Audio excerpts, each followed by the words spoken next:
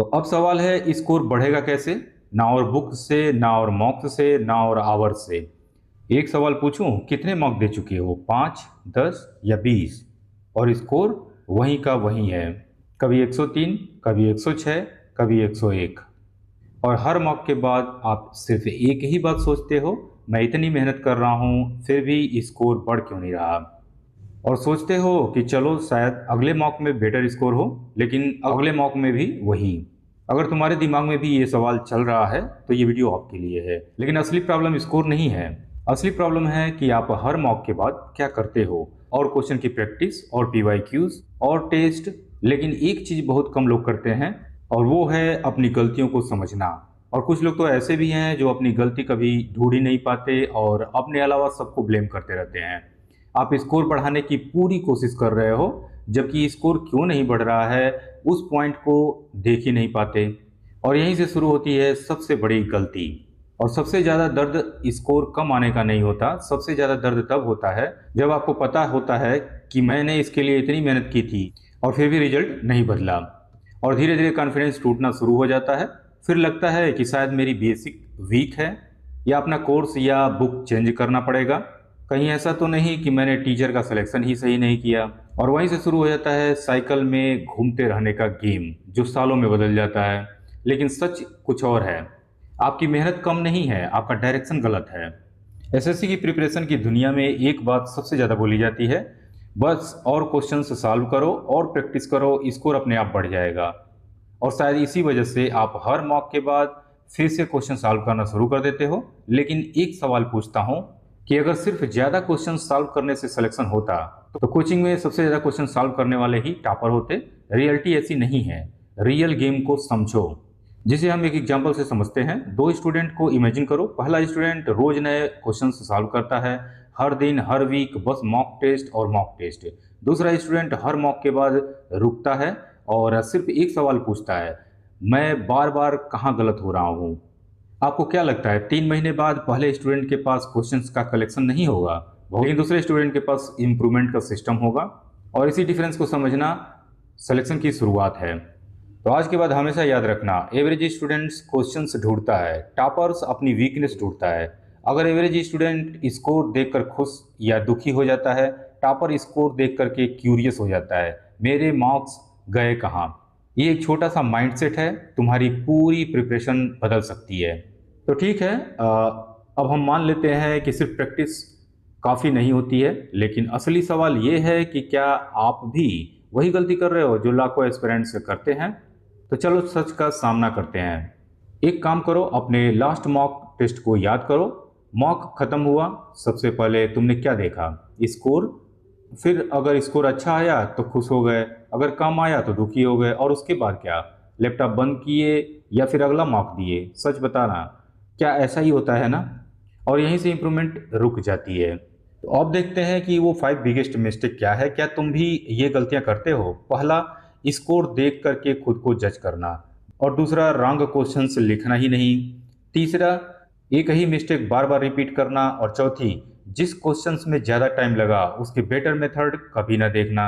और पांचवी क्या है, एनालिसिस की जगह सीधा अगला मॉक दे देना। अगर इनमें से सिर्फ 3 भी तुम्हारी हैबिट है तो स्कोर वहीं रहना नॉर्मल है। तो तुम मॉक में फेल नहीं हो रहे हो, तुम मॉक के बाद फेल हो रहे हो।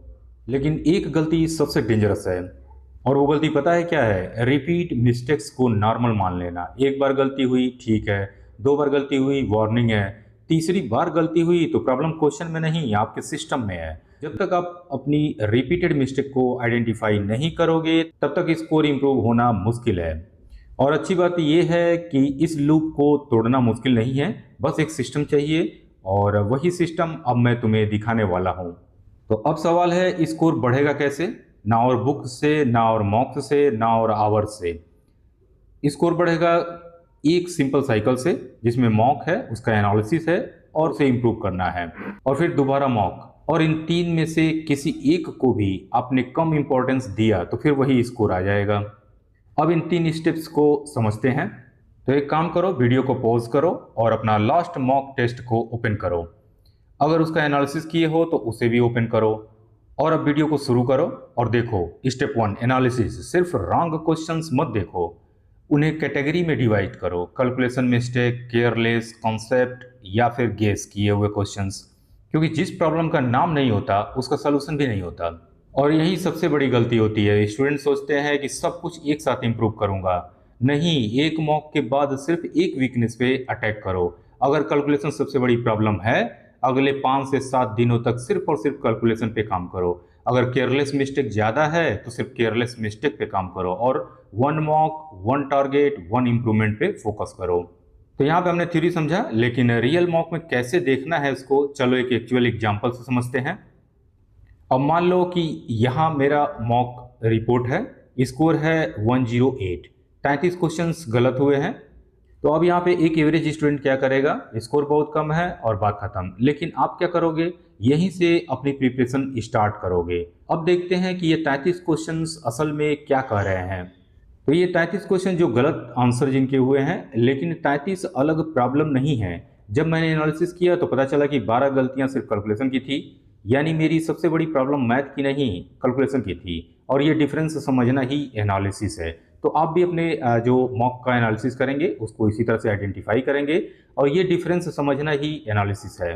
मैं वहाँ क्या करूँगा, 33 मिस्टेक ठीक करने की कोशिश नहीं, सिर्फ कैलकुलेशन। अगले 7 दिन सिर्फ कैलकुलेशन पे काम करेंगे, शार्ट मेथड्स देखेंगे, स्पीड, एक्यूरेसी। अगले मॉक में अगर कैलकुलेशन मिस्टेक 12 से 5 हो गई तो बिना एक्स्ट्रा पढ़ाई के स्कोर बढ़ना शुरू हो जाएगा। टॉपर ज़्यादा पढ़कर नहीं जीतता, वो सबसे बड़ी प्रॉब्लम पहले सॉल्व करके जीतता है। क्वेश्चंस तुम्हें स्कोर देते हैं, पैटर्न्स तुम्हें सिलेक्शन देते हैं। और एक बात पहले ही क्लियर कर देता हूँ, ये कोई मैजिक सिस्टम नहीं है। हो सकता है कि अगले मॉक में सिर्फ 3 नंबर बढ़ें या फिर 5, शायद बिल्कुल ना बढ़ें। लेकिन अगर रिपीट मिस्टेक कम हो रही है तो समझ लो कि आप सही डायरेक्शन में हो।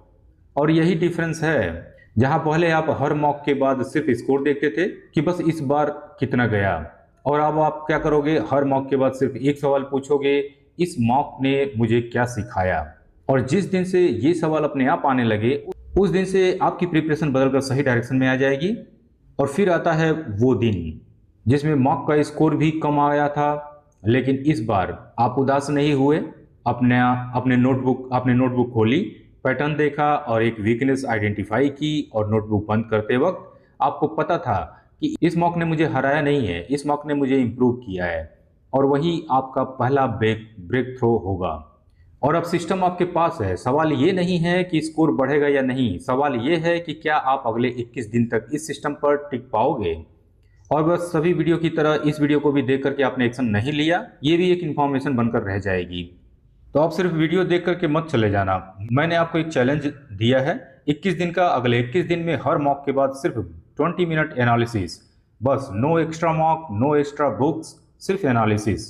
लेकिन एनालिसिस कैसे करेंगे, तो हर मॉक के बाद ये सिर्फ 4 स्टेप्स करना है। पहला स्टेप्स है रॉन्ग क्वेश्चन को लिखो, दूसरा हर क्वेश्चन का रीजन लिखो, तीसरा सबसे बड़ा पैटर्न आइडेंटिफाई करो, और चौथा स्टेप अगले मॉक से पहले सिर्फ उसी पैटर्न पे काम करो। जैसे कि मान लो आपको सिर्फ और सिर्फ केयरलेस की वजह से क्वेश्चंस गलत हुए हैं, या फिर ऑप्शन की क्लिक करने से क्वेश्चन गलत हुए हैं, या फिर छोटी छोटी कैलकुलेशन से मिस्टेक से वजह से हुए हैं, तो उन पैटर्न जो सबसे बड़ा पैटर्न मिले उस पर आपको काम करना है, ताकि अगले मॉक में उस पैटर्न को सुधार सको।